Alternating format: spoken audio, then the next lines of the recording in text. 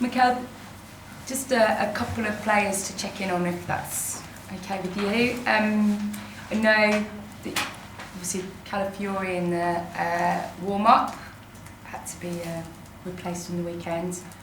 How is he, first of all? He's fine. So he was training with us today. He's feeling better, and hopefully he's fit for tomorrow. And Ben White obviously came off, but then posted that he was fine. Yeah. Is he okay as well? It was just a bit of fatigue, obviously. He did a lot in the game, and by the end of it, he was feeling a bit of tightness in the hamstring, but he's fine. And Martin Odegaard missed out, but is he back in the mix for Wolves, or maybe more for Sunday? No, for Wolves he's not going to be fit, but for Sunday we are very hopeful that he can be with us. And anyone else that we should know about? Kai is the other one that, again, for the weekend is a possibility, so looking forward to have him in the squad. Yeah, okay. And how much was Wigan, the performance, the result, just what you kind of needed right now in terms of physically giving some guys some game time, others rest, and then also mentally just to kind of reset what's coming over the next few weeks? Yeah, well, very little time to reset because we're going to play a game tomorrow and then on Sunday again, and then we continue to play, but really good because that means that we are in every competition in a really strong position as well. So it was good because I liked a lot what the players delivered, some players that didn't have many minutes, and the attitude, the way we attacked the game, it was very impressive. And you can almost feel the kind of joy that maybe sometimes when you're week in, week out, you know, playing under pressure, you just got that sense that there was what you wanted really, which was like to enjoy it, to relish it, and just a reminder of why you're kind of doing it, rather than the pressure and the stress of, you know, week in, week out, the tightness of the Premier League. Because the position that we are in is a privilege, and we take it because we have earned it for so long. 7.5 months is a long time to every single day do the right things and perform at the level that we are performing to be where we are. So we need to embrace that. Tomorrow we know we're going to play a really difficult match. Our recent past with them showed how tough it was to actually win the 3 points. I know Rob really well and how he sets his team, so it's going to be a tough test. And just finally from me, having had a little bit of a break, we are back on it, you know, in the whole title race, and everyone looking at, I know you're not, but everyone looking at everyone else and who's playing which game where. Pep sort of spoke after the cup game on the weekend and said, you know, we're where we need to be, and I know that my players understand what to do kind of from here on in because we've been there and we've done it. When you look at your players, what gives you the confidence this year that although you haven't been there and done it this year, you can go and do it? Well, they have given me the confidence that what we've done up to now every single day, and that's the biggest reassurance to do it in every competition, in the manner we've done it, with all the challenges that we faced already. Gives me confidence because it's the way we prepare. I don't get the confidence for the things that I imagine.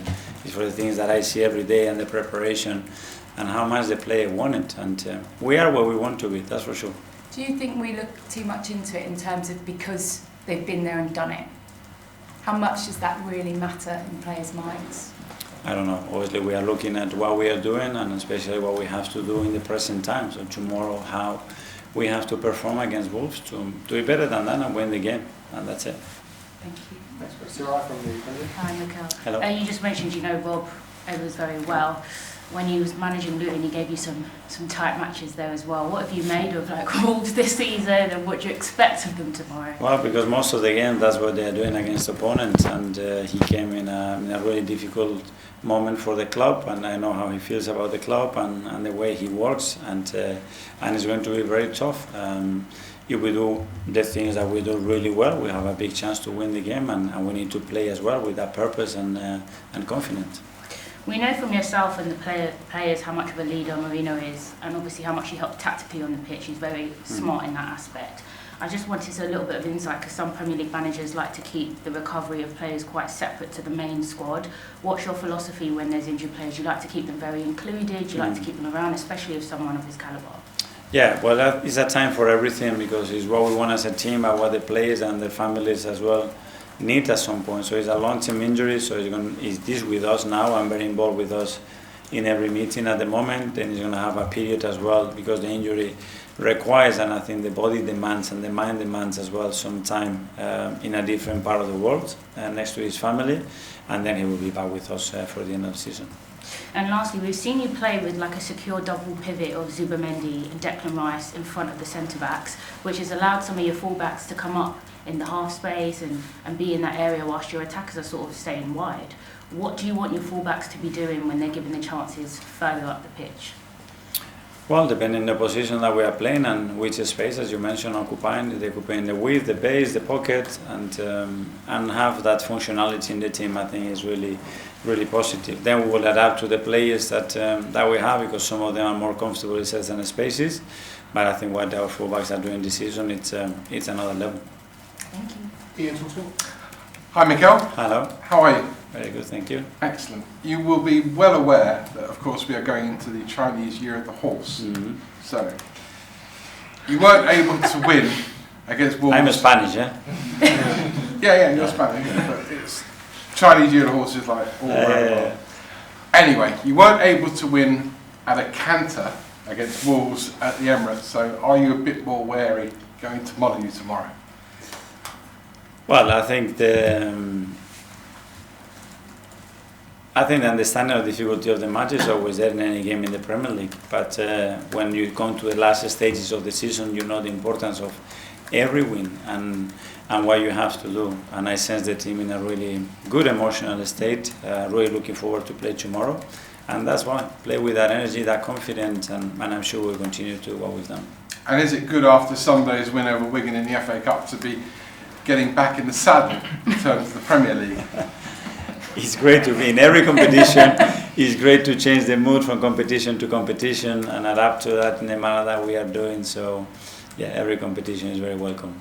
And of course, finally, with every win that you manage to achieve, and hopefully you'll win for your sake tomorrow at Wolves, the finishing line comes into sight.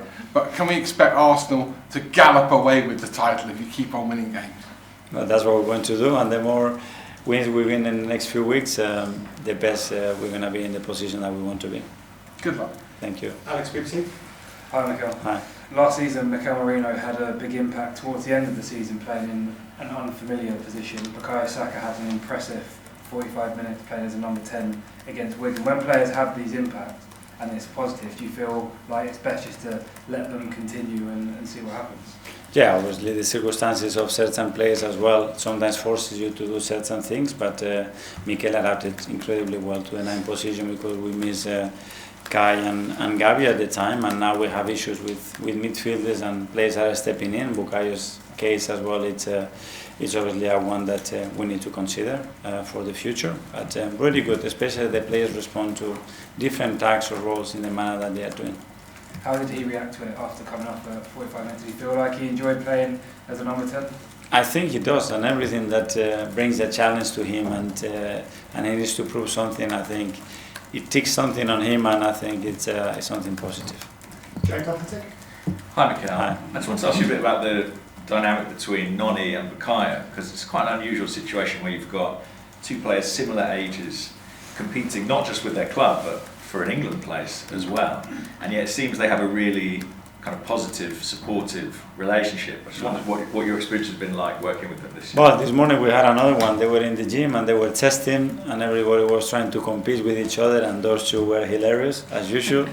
And it's great to witness because it's natural, you know. It's the way they like each other so much. They constantly together, and yeah, there is certain competition within the places, but they take it from an incredible side, and then the team gets benefit for that, and they get benefit for that as well.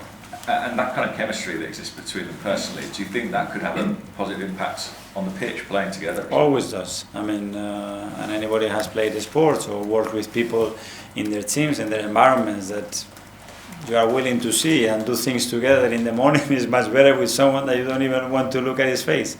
So yeah, it's very pleasant. I think they enjoy their company, and I think they make each other better. And obviously Noni and Bukayo know each other really well. When you were thinking about bringing Noni in, is Bukayo one of the people you spoke to about him? Yes, I did, especially with the England boys, obviously, because they knew him really well, with some people that had Noni in the academy as well, because it's very important to understand the trajectory and how players and coaches feel about their experience with him. Tom, Rick?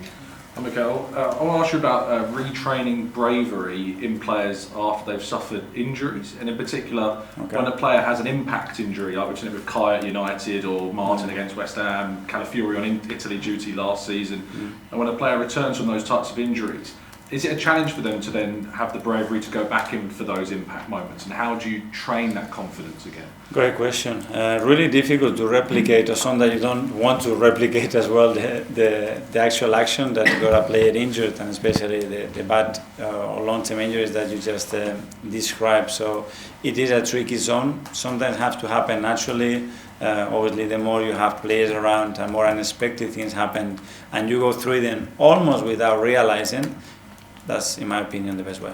Sometimes when players get muscular injuries, players talk, fans and critics talk about the idea of losing a yard of pace after a player returns from those.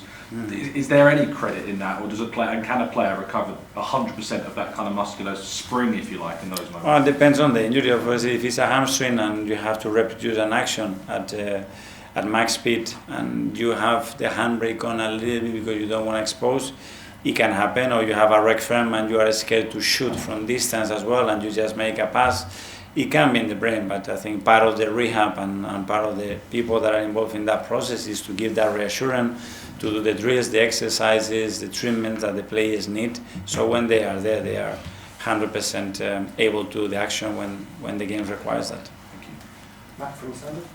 I think it's 3 times now in the last couple of months you've had an injury in the warm-up and had to make a late change. 4. 4, I think. Yeah. Is that something you're looking into? That seems incredibly rare. Yeah, big time. They were very different. The first one was with Willie when he rolled his ankle against Liverpool. Then we had 2 incidents with Ricky in the warm-up in a really similar way. And the other one was Bukayo after he rested on midweek and didn't play against Carrack, and then against Leeds he gets that incident. Very unusual, probably happened once or twice I think in 6 years I've been here, and it happened 4 times there. So obviously we are looking up to it. On the Willis one, very very difficult to see. Sometimes as well you want to try and test a player before to make sure that he's ready, and the warm-up is another opportunity to do that. And Bukayo's very random because he never gave any symptoms or signals away that this could happen in the warm. But it's what it is. We have to learn. Has it changed almost how you approach matches? Do you now spend more time on sort of alternative scenarios in case this does happen? Yeah, I can feel my body. I'm more aware of it. So in the office, and the moment I hear my door and somebody stepping in, I'm like, no, please. Because it's a moment that is very tricky, because when you change Ricky for Bukayo, you have to change a lot of things within that game plan. Positions is a lot of things that are different, and you have 2 minutes to do that. So yeah, it makes you a better coach because you have to be what if, and there are more and more what ifs just before the game, and then a lot during the game. So you just need to be more prepared. Okay, last couple of years, like James and I was going to ask about the warm-ups as well. I mean, it's a stupid question, but what is the warm-up for? I mean, do you do the same warm-up every time? Maybe we have to change the word. To get warm, hopefully they are warm, no? To be ready, to be at their best, mentally, physically, to be activated, to be connected with the teammates.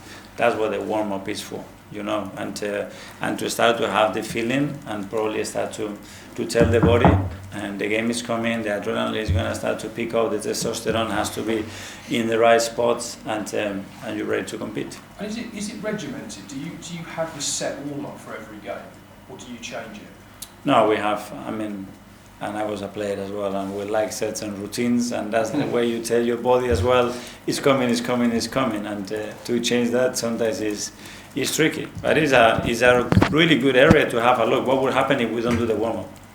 Because then at halftime, we go at halftime and we sit almost for 15 minutes, and then we go full gas again in the second half, you know. So, yeah, maybe something to think about. And just finally, this game against Wolves was obviously rearranged at fairly short notice. I mean, I know you can't change it, obviously, but were you happy with how that was done? it is done, and obviously it's not in our hands. We have to play now, and we are very happy to play tomorrow. Danny, Hi, good afternoon, Mikel. This weekend you played Bukayo in the 10 role. Raising questions if he's going to play there again, or will he stay in his current role out wide and you will incorporate his skill set with him inverting more? Is that something you have planned? Yeah, depending on the options that we have available, we will try to be as good as possible, and I will have another opportunity, another option there, which is great to have. And Declan's having a great season. He seems more polished. There's been a question about him being able to pass through the lines and progress the ball without driving. This season he's improved. He's only second behind Zubimendi. Is it something that he went away and worked on himself, or something you guys put emphasis on him to work on so that he can improve his game and become more well-rounded? Yeah, with every player we have set some targets and things that we want to develop in their games, especially that can give huge value to the team, and that's one of the areas with Declan that we need to continue to do that, because he can be such a threat from every angle, any position, to damage and hurt the opposition.